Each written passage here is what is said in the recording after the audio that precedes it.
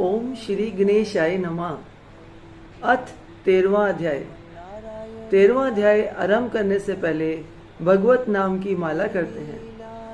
श्रीमन नारायण नारायण हरि हरि, भजमन नारायण नारायण हरि हरि।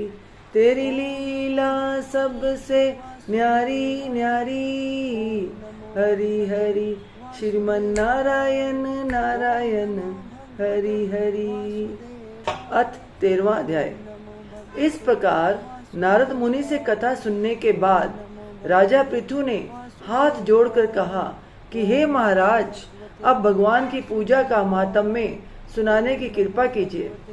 तब नारद जी बोले, हे राजा पृथु, जो मनोविनोद यानी कि हंसी में भी भजन करता है उसको परम पद प्राप्त होता है। जो श्रद्धा युक्त होकर भजन करता है उसके महात्म्य का वर्णन नहीं किया जा सकता। इस संबंध में मैं अति प्राचीन इतिहास सुनाता हूँ, ध्यान पूर्वक सुनो।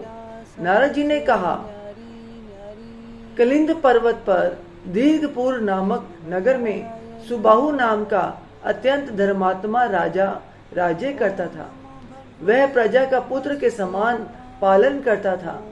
उसके धूमकेश नाम का एक पुत्र था जो अत्यंत दुराचारी, पर स्त्रीगामी, चोर तथा जुआरी था। पुत्र के दुराचरणों को देखकर राजा सुबाहु ने उसे ताड़ना दी, परंतु वह किसी प्रकार नहीं माना। एक दिन गेंद खेलते हुए उसकी गेंद छोटी रानी के महल में जा गिरी। जब वह गेंद लेने के लिए महल में गया तो रानी उस पर मोहित हो गई और उन दोनों ने कामांध होकर भोग विलास किया।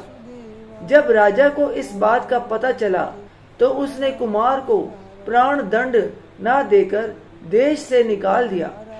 अब राजकुमार वन में रहकर प्रतिदिन मांस मदिरा खाता पीता तथा रात्रि को वेश्याओं के यहाँ निवास करता। चोरी आदि करके जो भी द्रव्य लाता वह सब वेश्याओं को दे देता। इसी प्रकार घूमते फिरते एक दिन वह वृंदावन में आ गया। कुछ समय बाद उसने सत्यव्रत नामक एक परम विष्णु भक्त को देखा, जो अपना सब घर बार छोड़कर कार्तिक मास में भगवान का पूजन करता तथा केवल कंद मूल फल खाता था। वह भक्त नित्य प्रति भगवान से प्रार्थना करता कि हे भगवान, इस दुख रूपी संसार में डूब रहे मुझ दीन की आप रक्षा करें। मैं राधा जी सहित आपको बारंबार नमस्कार करता हूँ। प्रेम मगन होकर वह कभी कभी रोने भी लगता था। ध्रुमकेश ने उस भक्त की जब यह क्रिया देखी तो रात्रि को वेश्या के घर आकर मिट्टी की एक मूर्ति बनाकर वैसे ही सब कृत्य किया और अंत में स्तुति आदि करके वेश्या के घर में ही सो गया। देव योग से राजा के दूत भी उसी समय वहां आ गए और उनके हाथ से ध्रुमकेश मारा गया। तब यमदूत उसको महापापी समझकर मारते हुए पकड़कर यमराज के पास ले गए। ध्रुमकेश को देखते ही यमराज अपने सिंहासन से खड़े हो गए और पाद्यम, अर्धे आदि देकर उसका सत्कार किया। फिर अपने दूतों को फटकारते हुए कहा कि तुमको धिक्कार है, जब हमने यह आज्ञा दी हुई है कि विष्णु भक्तों को यहाँ पर मत लाओ, फिर तुम ध्रुमकेश को यहाँ पर क्यों लाए?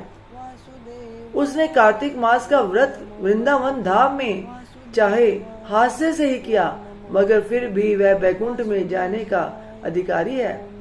तत्पश्चात यमराज ध्रुमकेश से बोले, भगवान की भक्ति 9 प्रकार की है। उनकी कथा सुनने से राजा परीक्षित, कीर्तन से शुकदेव, स्मरण से प्रहलाद, पाद सेवा से लक्ष्मी, पूजा से पृथु, वंदना से अक्रूर, दास भाव से सुग्रीव, मित्र भाव से अर्जुन तथा आत्म निवेदन से राजा बलि जिस प्रकार परम पद को प्राप्त हुए हैं, उसी प्रकार चाहे हास्य से ही तुमने भगवान की पूजा की, मगर फिर भी तुम स्वर्ग के अधिकारी हो। यद्यपि अंत समय से पूर्व किए गए अपने कर्मानुसार तुम नरक के अधिकारी थे, तथापि अब निश्चय ही तुम्हें वैकुंठ प्राप्त होगा। कार्तिक मास में की गई भगवान की पूजा निरर्थक नहीं जाती। जहाँ पर भगवान शालिग्राम है वहीं पर गंडकी नदी तथा अन्य तीर्थ हैं। तब ध्रुमकेश यमराज से पूछने लगा कि भगवान सब नदियों को छोड़कर गंडकी को कैसे प्राप्त हो गए। गंडकी नदी का नाम है। यमराज ने कहा, किसी समय वेदशिला नामक ऋषि सब लोगों की हित कामना से गंगा जी के तट पर तपस्या कर रहे थे। उनके इस घोर तप से भयभीत होकर इंद्र ने ऋषि की तपस्या भंग करने के लिए मंजू घोषा नाम की अप्सरा को भेजा। मंजू घोषा उस रमणीक स्थान में क्रीड़ा करते हुए, क्रीड़ा मीन्स खेलते हुए, अपने रूप और यौवन का प्रदर्शन करके अनेक हाव भाव दिखाने लगी। फिर उसी स्थिति में उसने मुनि के चरणों का स्पर्श किया तो उसके रोमांच खड़े हो गए। तत्पश्चात मुनि को अपने वशीभूत जान मंजू घोषा ने अपनी दोनों भुजाएं उनके गले में डाल दी। तब क्रोधित होकर मुनि ने शाप दिया कि तुम मुझे इस संसार सागर में डालने को उद्यत हुई हो, इसलिए नदी बन जाओ।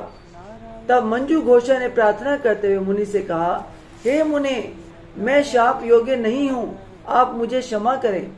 उसकी प्रार्थना से द्रवित होकर मुनि ने कहा कि जिस समय भगवान विष्णु वृंदा के श्राप से शिला होकर तुम में गंडकी में स्थित होंगे, तब तुम भगवान को धारण करने वाली होगी। इस प्रकार मेरे द्वारा दिया गया यह श्राप तुम्हारे लिए वरदान से भी अधिक श्रेष्ठ सिद्ध होगा। यमराज कहने लगे, हे राजकुमार, अब तुम विष्णु लोक को जाओ। तब ध्रुमकेश सुंदर विमान में बैठकर वैकुंठ लोक को चला गया। इति श्री 13वां अध्याय। ओम तत्सत। श्रीमन नारायण की माला। भजमन नारायण नारायण हरि हरि, श्रीमन नारायण नारायण हरि हरि। तेरी लीला सबसे न्यारी न्यारी, हरि हरि। भजमन नारायण नारायण हरि हरि। ओम नमो भगवते वासुदेवाय, ओम नमो भगवते वासुदेवाय, ओम नमो भगवते वासुदेवाय। हे ईश्वर, आपकी कथा पढ़ने में, कोई उच्चारण में मुझसे कोई गलती हो गई हो तो मुझे क्षमा कीजिए। अपना आशीर्वाद भरा हाथ, कृपा भरा हाथ हम सब पे बनाए रखिए। आपकी कृपा दृष्टि हम सब पे बनी रहे। बोल सांचे दरबार की जय। जयकारा शेरा वालिदा।